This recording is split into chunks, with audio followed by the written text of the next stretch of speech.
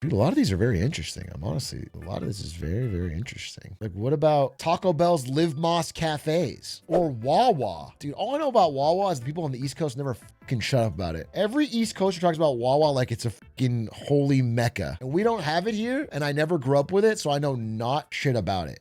I have a beefsteak shorty. My bag. Hello, would you like to try a sample? How are you today, sir? Do you have a rewards card today?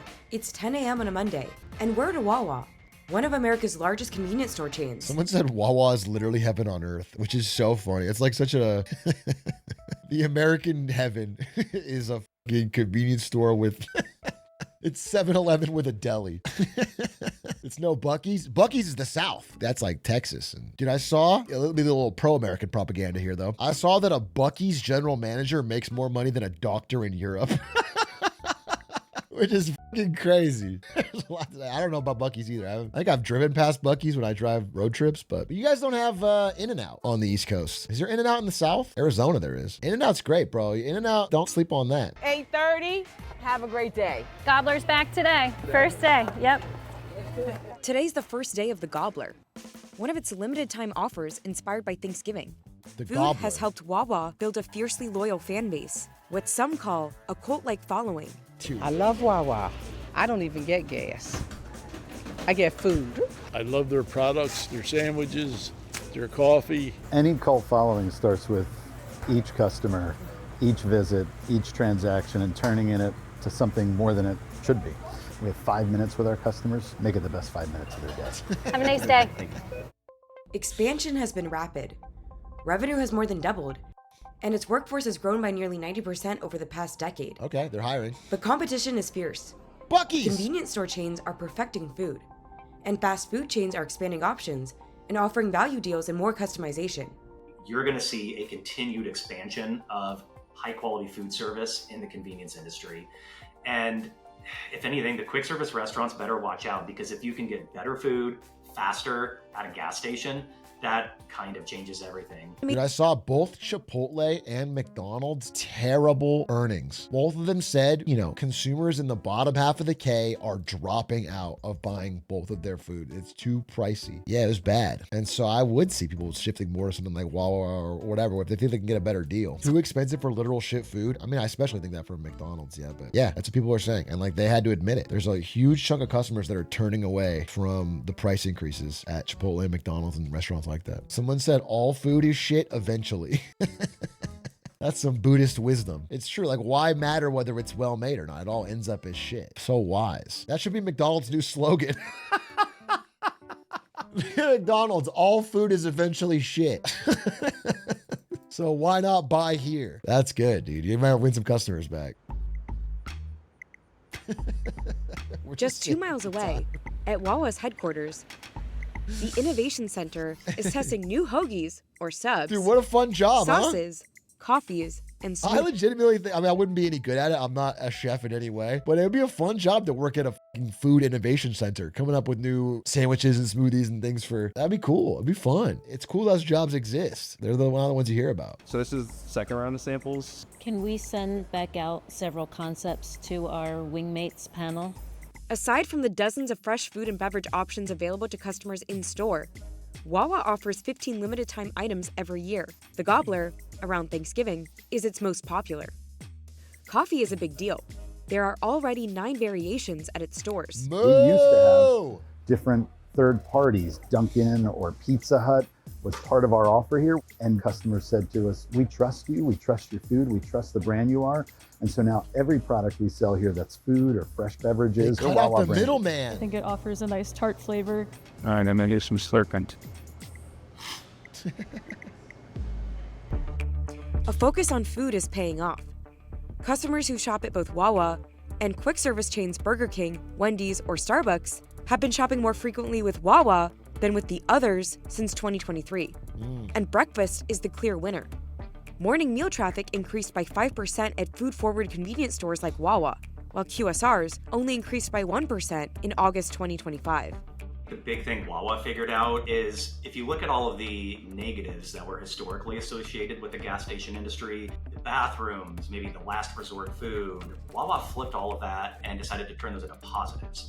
Wawa's customer Smart. base is also increasing. Smart. While at competitors 7-Eleven, Circle K, and Sheetz, it's shrinking. Okay, where is Sheetz based, and why does it sound like shits?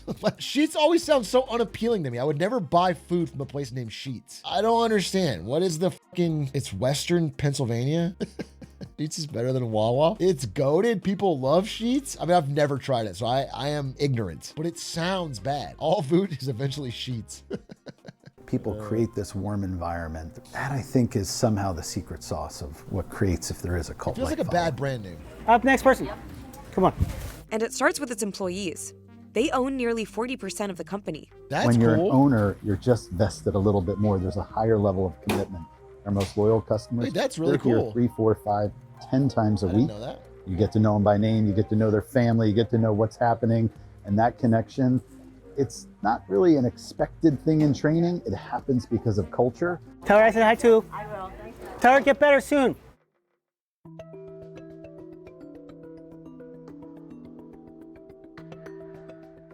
Wawa began as an iron foundry in New Jersey in 1803, before shifting to a dairy business in Pennsylvania nearly a century later. As home delivery declined, the company pivoted again, opening the first Wawa food market in the 1960s. Okay. When you think of convenience stores, of the 154,000 about in the United States, many were born out of major oil companies. Some were born out of the dairy heritage. It just gave us, I think, a little bit of a leg up on food to begin with. In the following decades, Wawa grew slowly in its home markets of Philadelphia and South Jersey, and built a significant presence across three other East Coast states, plus Washington, D.C. It doubled down on convenience, becoming a 24/7 operation in the 70s, at a time when most retailers closed early, and offering surcharge-free ATMs, free air for tires. Wow. Surcharge-free ATM. That's actually really nice. That's a little thing that I do respect that. I hate when you get a fucking ATM fee. Although with USAA, they pay it for you, which is actually pretty sick. Yeah, it draws you in. It debuted in Florida in 2012. As of 2024, the state holds more Wawas than any other. Wawa has become synonymous with Florida, heading out to the Midwest.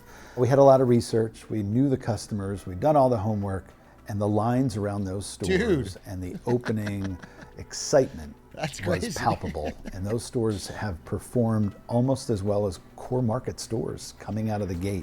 But the convenience store business is getting more competitive as the industry has consolidated. Since 2022, Wawa has been focused on an aggressive expansion plan without mergers or acquisitions, growing from 6 to 12 states. And its annual revenue rose by $4 billion in that time frame. Store count has grown more than 50% over the past decade. The goal is 1,700 locations by 2030. Doing that gives us the best chance of success long term. It's a little more challenging, sure. I feel like by the time Wawa gets to the West Coast, it will suck. They're in the growth, let's do really good phase. By the time it gets fucking 3,000 stores and it gets to fucking LA, they're like fucking sold to private equity or something. Oh, speaking of that, have you guys been to Subway since they got bought by private equity? I think late last year. My understanding is that Subway this year, they are slicing the meat so thin.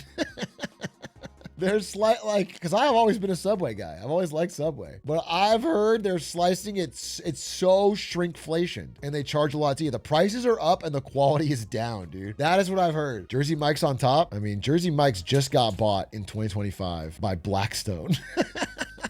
I don't know how much longer they're going to say they're going to stay good, but Firehouse Subs never done me wrong. It does suck though, because I've defended Subway on this stream. I always like Subway, but I had one bad experience like 2 months ago and I haven't really done it since. And then I just heard lately that they're just getting insanely shrinkflationed. As opposed to other competitors like Casey's, which focuses on rural America, Wawa is in urban areas. The company serves nearly 1 billion customers per year, with an annual customer traffic growth of 3% since 2015. Though Wawa has been methodical about where and when to expand, scaling is still risky. Quality and customer service must be maintained, or the company risks damaging its reputation. Anytime a company starts to expand far outside of its region in this industry, there is going to be that challenge of how do I maintain the customer experience that I'm known for. With Wawa's heavy emphasis on fresh food, maintaining a strong supply chain is imperative. Even so, the company must rely on third-party suppliers to deliver product, which poses operational vulnerabilities. Competitor Casey's, on the other hand, has full control over its supply chain as it owns and operates both distribution centers and a transportation fleet. I never heard Competition of Casey's. is tight. I've never heard of Casey's. Convenience stores are challenged by other convenience stores, fast food chains, and now grocery stores that offer pickup and delivery, undermining the convenience factor.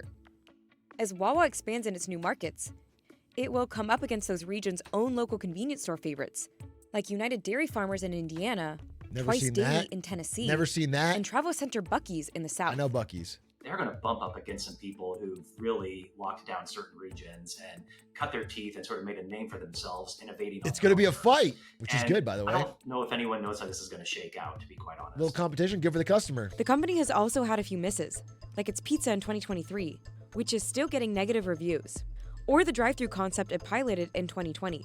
Those stores didn't offer customization, and you couldn't go inside. Wawa is still figuring out how to adapt the system. If we don't have misses, we're not trying hard enough, and we do, certainly. So in the last few years, we launched a drive-through only store concept. We've tried 3 of them. They have come and mostly all gone. But from a great failure, you learn. So now, That's fair. with our mobile app, we've given customers the ability to order whatever they want. High inflation poses a major risk. Between 2019 and 2025, Wawa raised prices by about 22%. Jesus fucking Christ, Wendy's.